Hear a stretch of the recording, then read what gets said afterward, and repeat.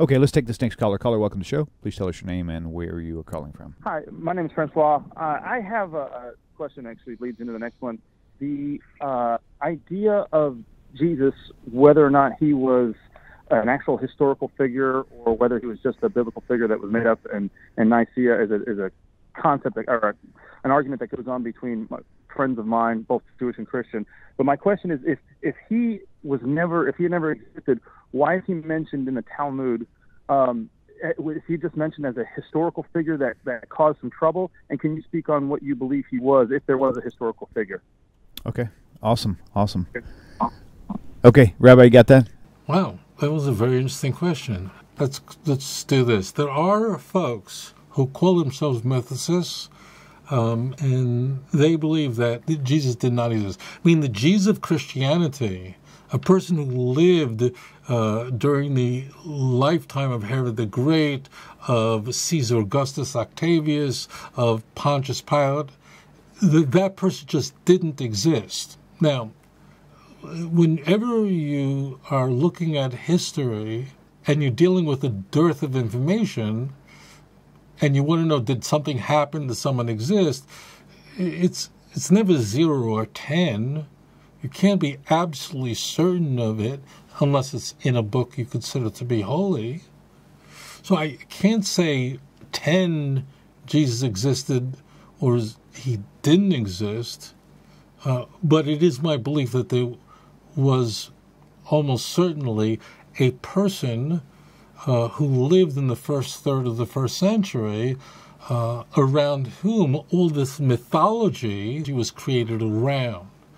And the Talmud does not help those who believe that Jesus did exist. That would be the worst source for you, because the Talmud places this Yeshu figure.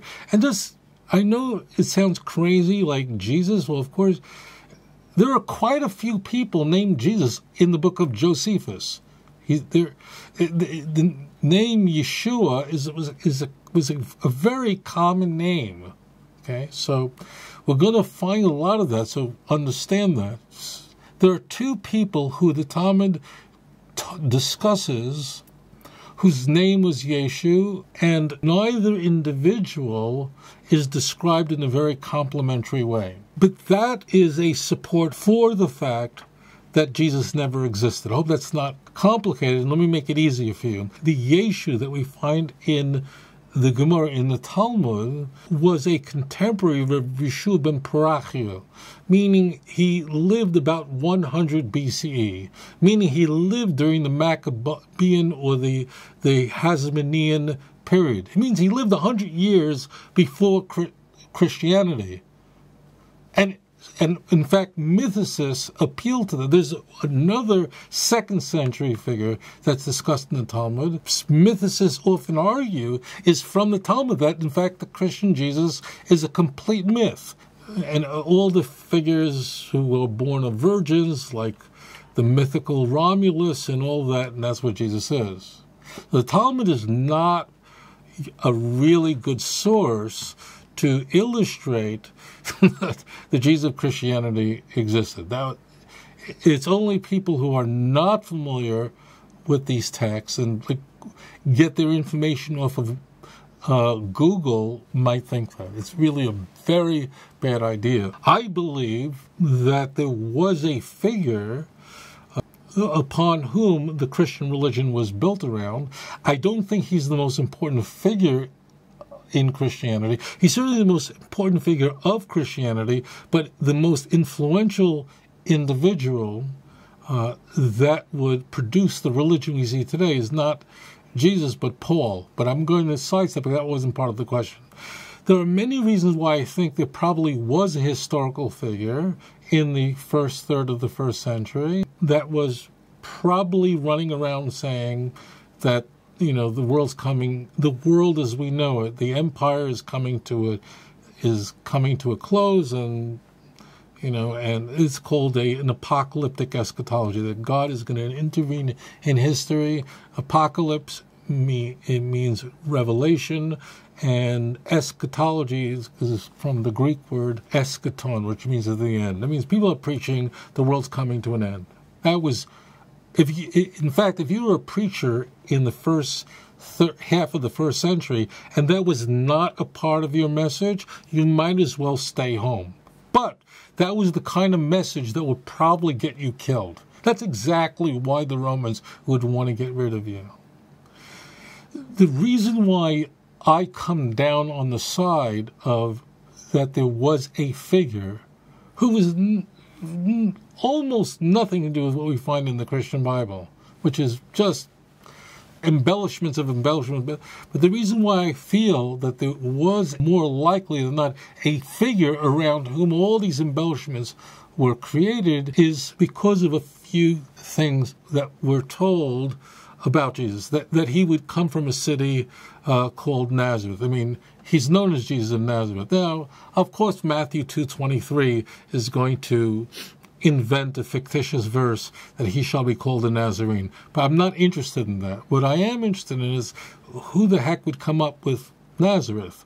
So that's a feature that would, if you were creating a myth, you wouldn't include Nazareth. And I know there are mythicists who will get angry at me, but archaeologists have discovered a very tiny area, really small area, really a one-horse town in the Upper Galilee, which they've identified as Nazareth.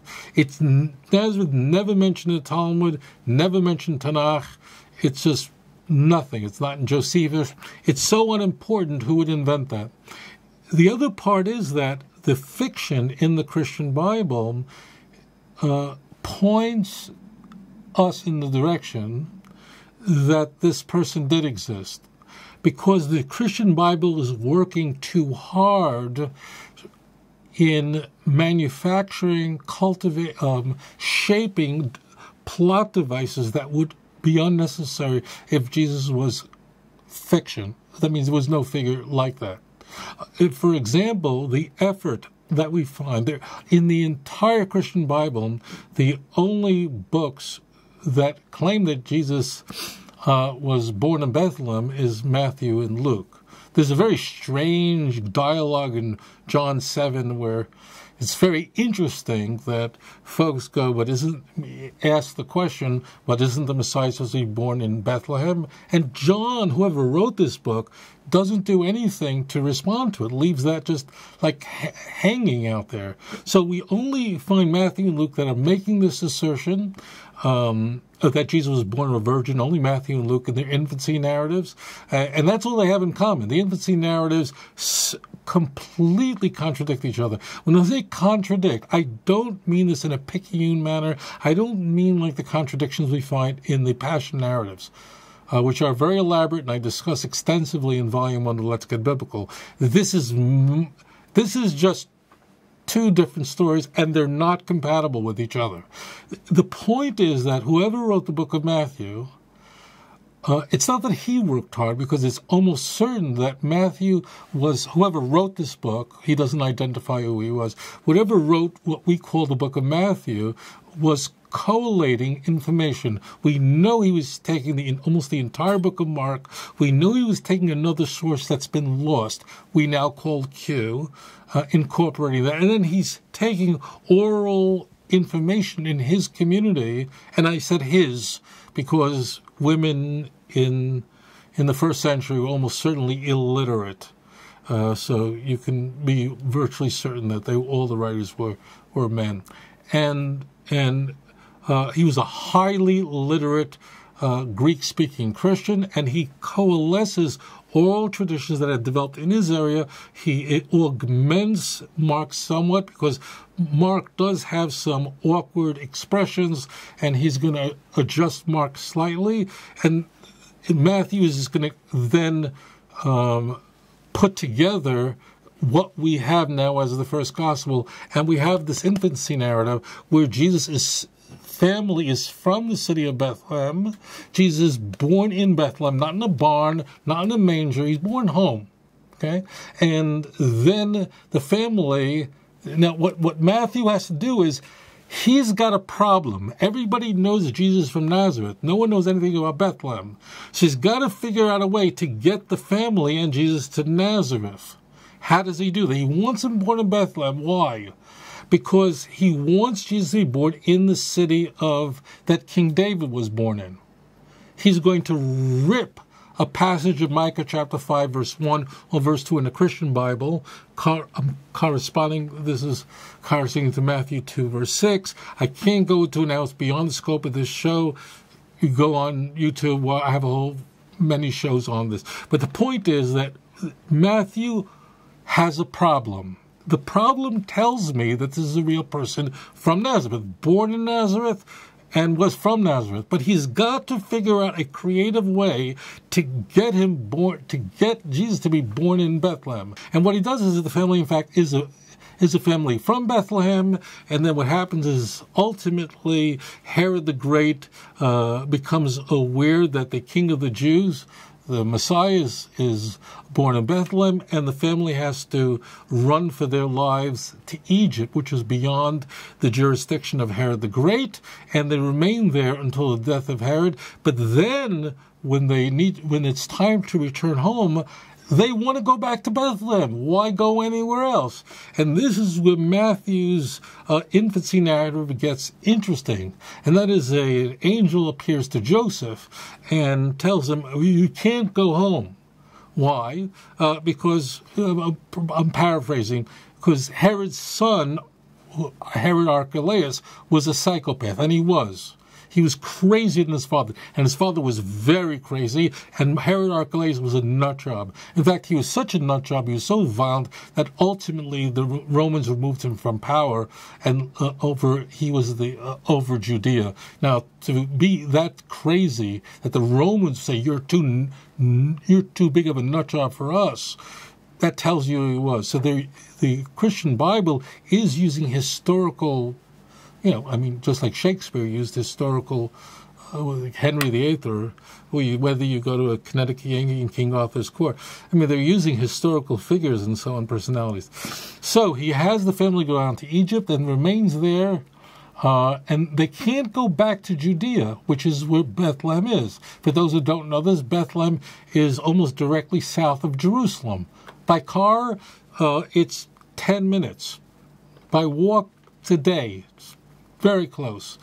So what happens is they have to go to Nazareth when they return from Egypt, because he always was from Nazareth. That's the point. So Matthew creates that story that Herod the Great, in fact, killed all the boys born in Bethlehem, but Jesus and his family escaped that. Now, this is nonsense. There was no killing of the innocents, as described in Matthew's infancy story. Imagine for a moment that every child up to 2 years old was murdered by Herod the Great. Did the newspaper might cover that? Or just see? No, I don't think. I think that might have hit the news. It doesn't. It's made up. It's a plot device. Why? It's beyond the scope of the show. But it's to demonstrate that the King of the Jews is this maniacal figure who doesn't recognize the goodness of Jesus, but the Gentiles get it. Those guys from the East get it, okay?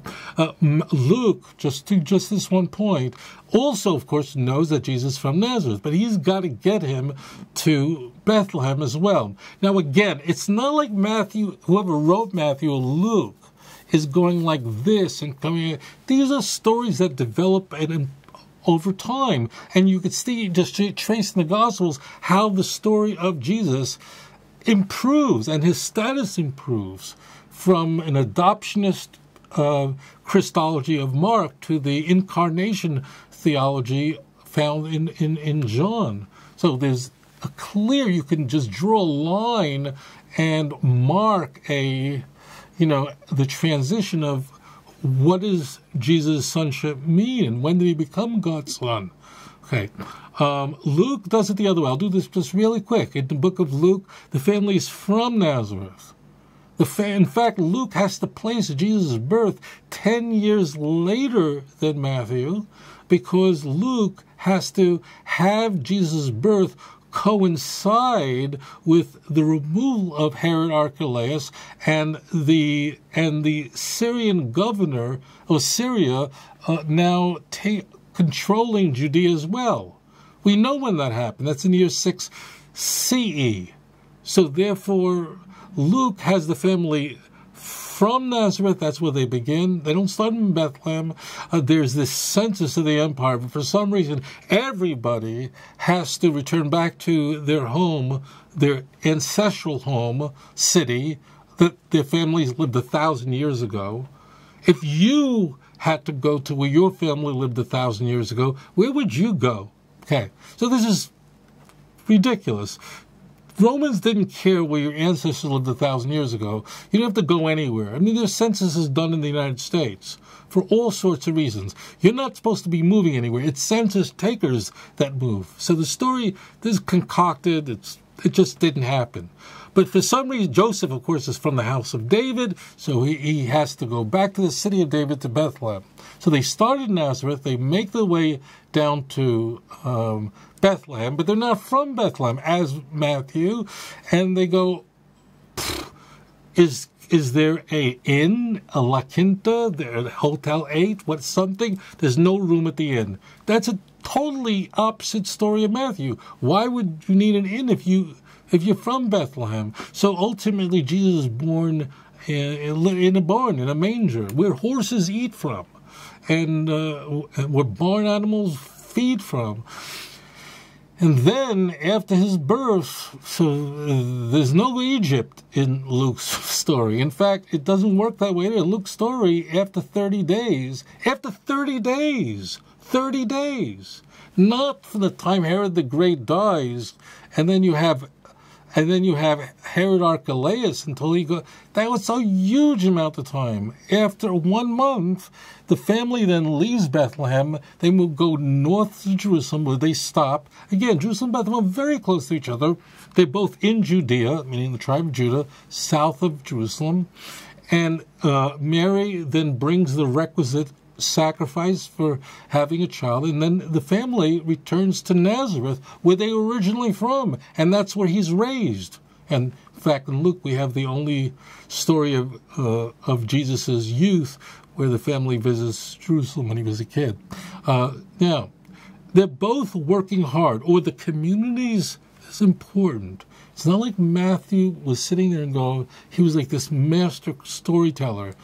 These are just stories that developed in their communities, and then these are people who are editing and coalescing all this mythological material, but they've got to get him born in Bethlehem. But the point is that the plot devices that each used to get Jesus, who was born in Nazareth, no question about that, and to get him to be born in Bethlehem are completely contradictory, and would only be necessary if there was a real Jesus born in Nazareth, who was known to be from Nazareth. Because why would you need the Nazareth part? The whole Nazareth part is, if Jesus did not exist, if he didn't exist, possible. I just don't see it. But if he did, if there's no person who's under all that mythology that existed, then why put Nazareth in the story? Nazareth is just nothing. What good thing can come to Nazareth? I'm quoting John. But anyways, that's the point. It means, why do you need that? Now, there are many, many examples like this, where you have fiction in the Christian Bible, but the fiction actually points in the direction that there was some historical figure who was lost below all the layers and layers. And if he was crucified, there's really basically one thing you'd be crucified for in the empire. It's a very expensive, tedious way to kill somebody, but you would do that because the Romans believed that you were a threat to the empire, and calling and saying that the empire is coming to an end would get you killed. And so here's the point. I could much more easily assemble a brief story about what was probably the historical Jesus like that would comport well with with the first third of the first century, far better than if he didn't exist. That would create many, many problems, and there were many things in the Christian Bible that would be completely unnecessary. So that's why I believe he was a historical figure. But the Talmud doesn't help anybody, because the Talmud is not talking about the Jesus of Christianity. Talmud is talking about someone who lived during the Hasmonean period, which is essentially a period of about 100 years, and that comes to an end when Pompey enters Jerusalem in 66 to put down the rebellion, and then Rome is here, and goodbye any sense of autonomy. אדון עולם אשר מלך בטרם כל יציר נברא לעת נעשה בחפצו כל אזי מלך שמו נקרא ואחרי ככלות הכל לבדו ימלוך נורא והוא היה